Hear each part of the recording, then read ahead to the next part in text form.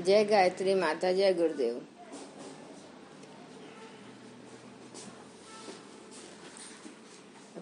पंडित श्री राम शर्मा आचार्य जी ने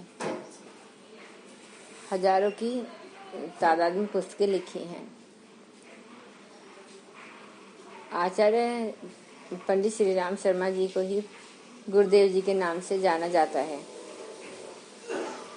आचार्य श्री राम शर्मा जी का जन्म 20 सितंबर 1911 को उत्तर प्रदेश में आगरा के आमलखेड़ा गांव में हुआ था।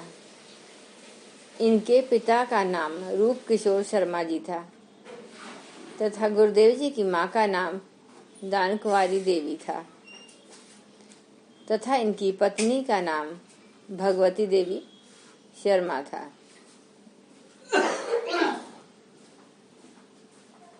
गुरुदेव जी ने ही शांति कुंज की स्थापना की है। वह इसके संस्थापक हैं। शांति कुंज हरिद्वार में स्थित है। उन्हीं की पुस्तकों में से एक पुस्तक का नाम है भक्ति का वास्तविक तात्पर्य समझे, जिसको मैं आपको अपनी वाणी में सुना रही हूँ।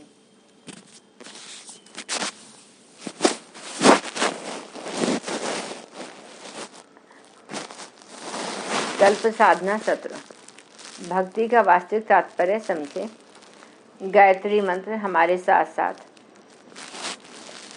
ओम भूर्भुवः स्वः तत्सवितुर्वरेण्यं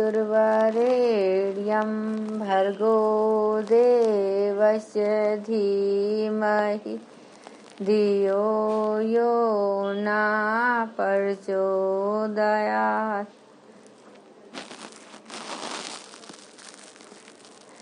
देवियों, भाइयों, ज्ञान योग, कर्म योग के संदर्भ में मैं आपसे पिछले दिनों चर्चा कर रहा था।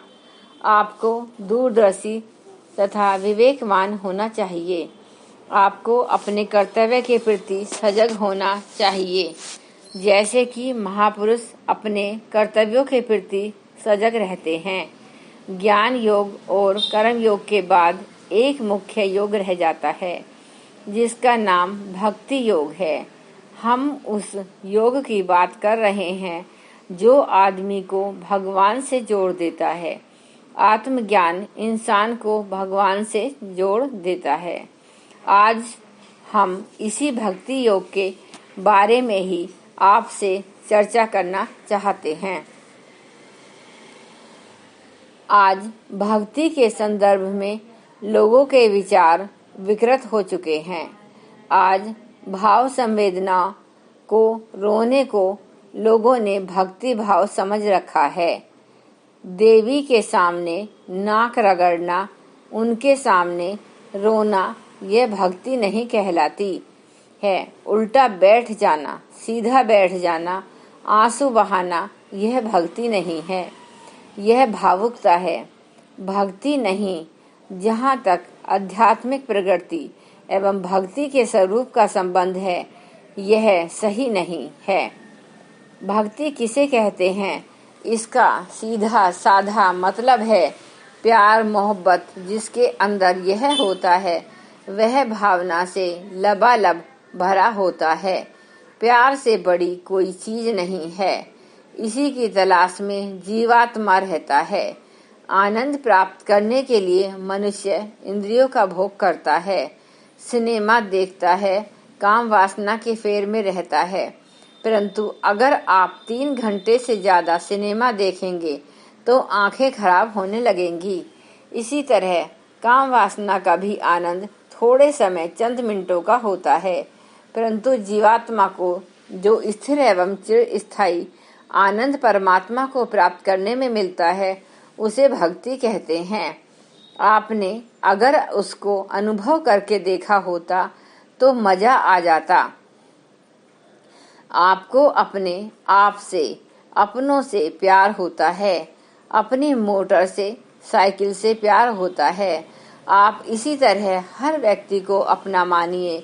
अगर पड़ोसी के बच्चों को भी अपना मानेंगे तो आपको आनंद होगा। अगर कोई अपना आदमी घर में आ जाता है तो आपको मजा आ जाता है। वास्तव में आनंद अपनेपन से होता है। अपना एवं पराये का जो फर्क है वह बहुत बड़ा है। जहाँ टॉर्च का प्रकाश पड़ता है वहाँ की चीजें दिखाई पड़ती हैं। जहाँ प्रकाश नहीं पड़ता वहाँ अंधकार छाया रहता है। मित्रों, आप प्यार का टार्च जहाँ कभी भी कहीं भी डालेंगे, जिस चीज पर भी डालेंगे, वह चीज आपको प्यारी एवं बढ़िया आनंददायक मालूम पड़ेगी। मजनू लैला कोई खास सुंदर नहीं थे, परंतु दोनों को एक दूसरे से प्यार था, इसलिए दोनों एक दूसरे पर मरने खपने के लिए तैयार रहते थे। मित्रों, भगवान एक रस का नाम है जिसे शास्त्रकारों ने रसो वैसे बतलाया है। रस किसे कहते हैं? आनंद को कहते हैं। यह आनंद कहाँ है? भगवान में है। अगर आप भगवान के साथ आत्मीयता जोड़ लें तो आपको भगवान की भक्ति का आनंद मिल जाएगा। हम भगवान के हैं तथा भगवान हमारे हैं। यदि ऐसी भावना मनुष्य के भीतर आ जाए तो मजा आ जाता है। मीरा ने भगवान को अपना पति मान रखा था। इस कारण से उस प्यार के लिए भगवान और मीरा दोनों भूखे थे। यही भक्ति है। आज के लिए बस इतना ही। एक बार गायत्री मंत्र का उच्चारण करते हैं। ओम भूर्भुवः स्वः तत्सवितुर्वरेण्यं